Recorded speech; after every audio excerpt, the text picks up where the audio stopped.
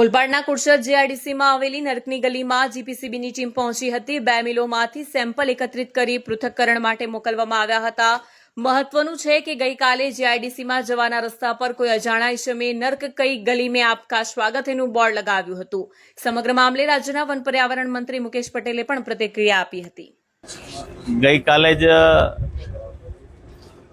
Media દ્વારા એક સમાચારની અંદર મેં જોયું હતું કે કીમ કુરશદ વિસ્તારની અંદર જે ત્યાંની જીઆઈડીસી ઇન્ડસ્ટ્રીઝ દ્વારા જે ગંદા પાણીનો નિકાલ કરવામાં આવતો હતો ત્યાંથી ત્યાંના લોકો પરેશાન થતા હતા।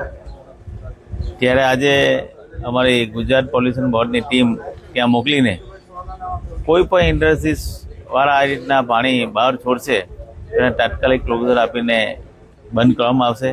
અને આપના માધ્યમથી હું તમામ ઇન્ડસ્ટ્રીઝવાળાને કહું છું કે આ રીતના કૃત્ય કરશે તો આ અમારા ભૂપેન્દ્રભાઈ પટેલની સરકાર ક્યારે ચલાવવાની નથી।